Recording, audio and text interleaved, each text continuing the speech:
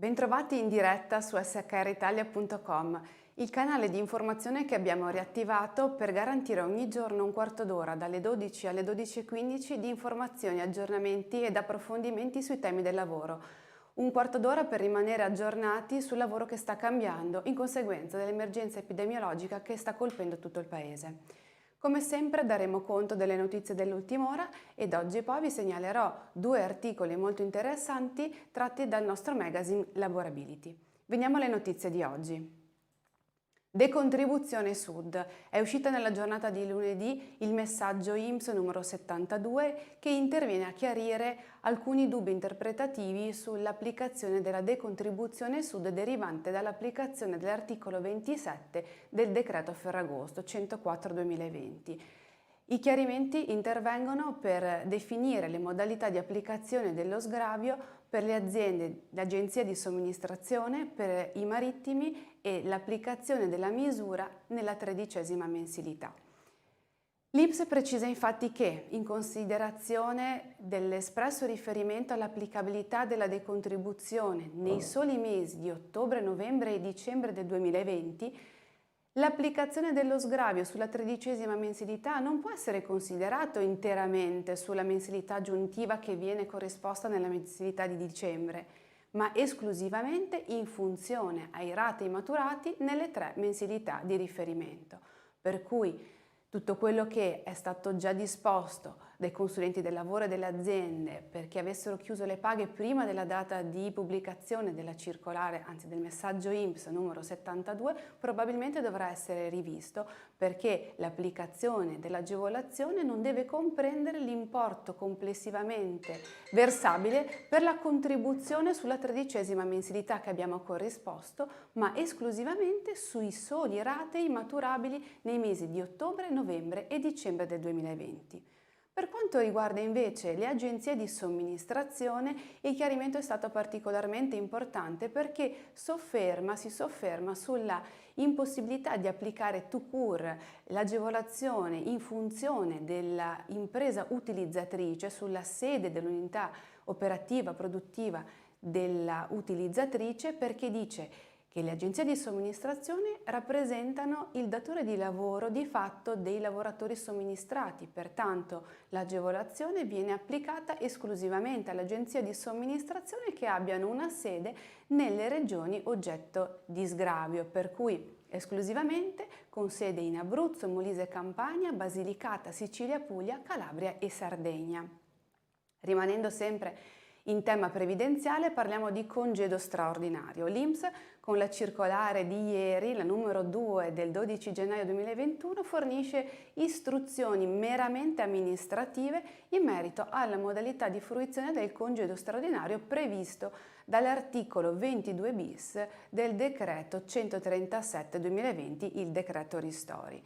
Questo in funzione quindi alla possibilità per i lavoratori dipendenti, genitori di figli che abbiano residenza nelle zone rosse e abbiano i figli che frequentano le scuole medie, quindi seconda e terza media, e che dove risulti sospesa per effetto appunto della disposizione l'attività di didattica in presenza. Lo stesso congedo straordinario può essere attivato e richiesto come diritto di genitori di figli con disabilità grave a prescindere dal tipo di istituto che frequentano, quindi non solo limitatamente alle scuole medie. Cosa ci descrive la circolare numero 2 del 2021? Che il congedo può essere fruito esclusivamente dai lavoratori dipendenti, quindi viene esclusa dalla platea di fruitori qualsiasi ulteriore forma di prestazione di attività lavorativa, quindi gli autonomi e i parasubordinati ne vengono chiaramente esclusi. Può essere fruito da un genitore per volta, quindi possono goderne entrambi i genitori, ma alternativamente, ove chiaramente non si possa lavorare in modalità agile, quindi qualora uno dei due genitori svolga attività in modalità agile, quindi sia attivato lo smart working, l'altro genitore non può godere del congedo straordinario che già abbiamo conosciuto, che riguarda la possibilità di astenersi dalla prestazione lavorativa dietro la corresponsione di un indennizzo da parte dell'INPS nella misura del 50% della retribuzione mensile.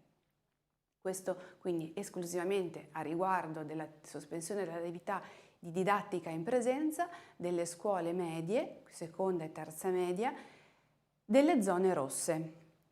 La vigenza, il periodo di vigenza di validità quindi è esclusivamente legato alla disposizione del Ministero riguardante l'attivazione di zone rosse e più precisamente in funzione delle disposizioni dei DPCM del 3 novembre 2020 e 3 dicembre 2020. L'INPS poi conferma che interverrà una successiva comunicazione, probabilmente un messaggio, che darà le indicazioni ai lavoratori per procedere alla presentazione della domanda sul portale dell'INPS. Ad oggi viene soltanto fornita indicazione sulle modalità di esposizione del congedo in cedolino paga, ma non anche le modalità di attivazione dell'istituto, per cui si attenderanno ulteriori indicazioni da parte dell'INPS. Passiamo con una previsione dell'Agenzia delle Entrate che con un provvedimento dell'8 gennaio 2021 ha modificato un proprio precedente provvedimento del 10 luglio 2021. Infatti, in funzione delle novità introdotte dalla legge di bilancio, è intervenuta a modificare i termini per la fruizione del credito di imposta per l'adeguamento degli ambienti di lavoro, quindi per la sanificazione, che era poi una misura prevista dall'articolo 120 del decreto rilancio 34/2020. Le disposizioni infatti dei commi 1098 e 1099 della legge di bilancio, quindi la legge 178/2020, sono intervenuti a disciplinare i termini per la fruizione, quindi per la compensazione del credito derivante dalla sanificazione e dell'adeguamento delle postazioni di lavoro per effetto dell'emergenza epidemiologica, disponendo che questo credito possa essere compensato, quindi fruito, dal 1 gennaio al 30 giugno del 2021, non più entro il 31 dicembre 2021. Quindi questa è un'ulteriore cosa da verificare e da applicare in maniera tempestiva. Incentivo Io Lavoro. L'ANPAL, attraverso il proprio sito istituzionale, ha reso noto che le aziende possono ulteriormente presentare le istanze per la fruizione del beneficio Io Lavoro fino al 31 gennaio 2021.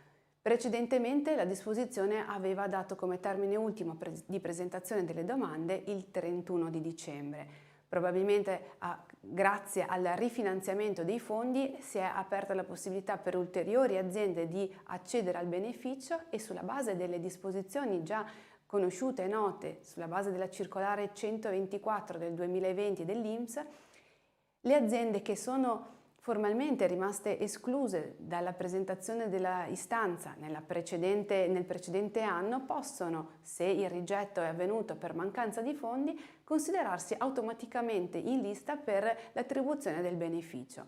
Tutto questo in funzione delle assunzioni avvenute nell'anno 2020. La presentazione ed esclusivamente la presentazione dell'istanza può essere prorogata fino al 31 gennaio del 2021.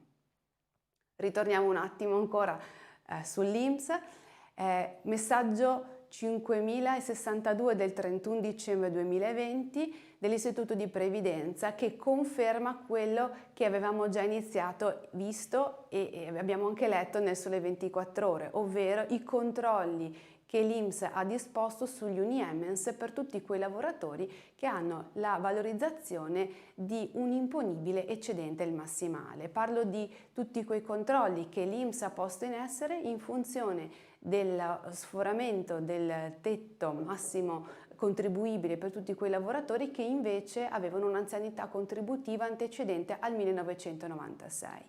L'Istituto ha chiaramente iniziato a fare una verifica, un incrocio di dati, un controllo su tutti i modelli Uniemens trasmessi con l'evidenza della valorizzazione della voce di eccedenza massimale, un elemento che connota tutte quelle figure, tutti quei lavoratori che hanno una retribuzione superiore al massimale contributivo e incrociando con le posizioni individuali dei lavoratori che avevano già un accredito contributivo antecedente al 1 gennaio 1996.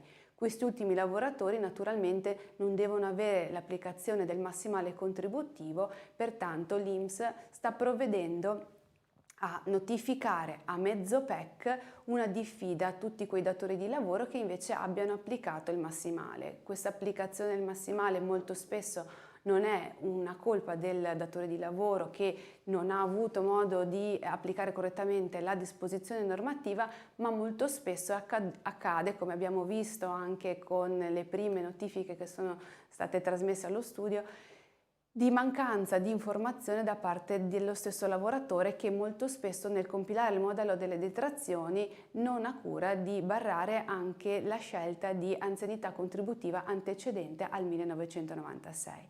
In ogni caso l'Istituto concede 90 giorni per l'adempimento, quindi per il versamento della contribuzione. Passiamo alla seconda parte, il futuro al lavoro, pillole di lavoro.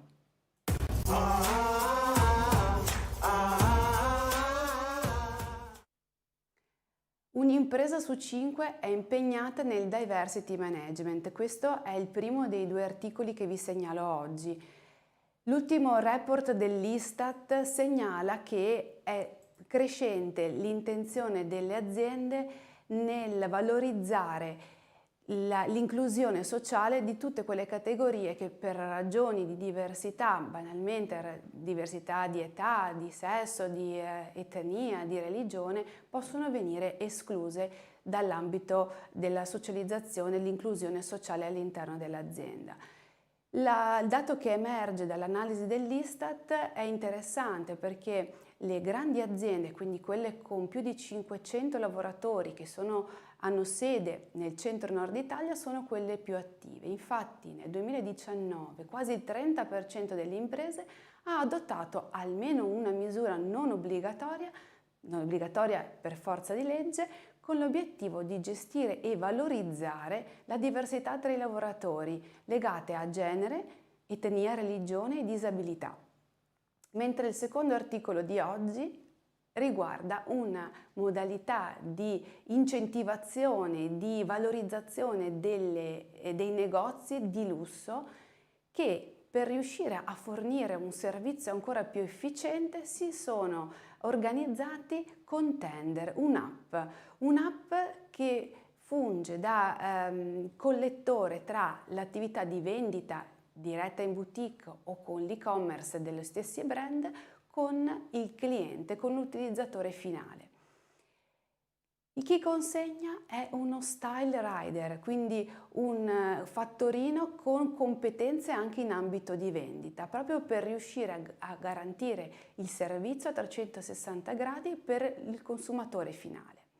Tender è attivo su Roma, Firenze e Milano. Dopo un'iniziale sperimentazione su Roma che ha dato degli esiti positivi, è partita l'attivazione dell'applicazione anche su altre 2 importanti città, centri chiaramente di commercio di botteghe di lusso, per cui nelle città di prevalenza e di importanza anche culturale l'applicazione è attiva e soprattutto aiuta i negozi e l'e-commerce dei negozi a fornire un servizio ancora più veloce sulla consegna, perché naturalmente nel ciclo di vita dell'attività e-commerce c'era anche l'inefficienza da colmare riguardo la consegna, perché affidandosi esclusivamente ad operatori della logistica non sempre il cliente finale, magari un pochino più esigente, riusciva ad avere il prodotto nei tempi e nei modi in cui richiedeva.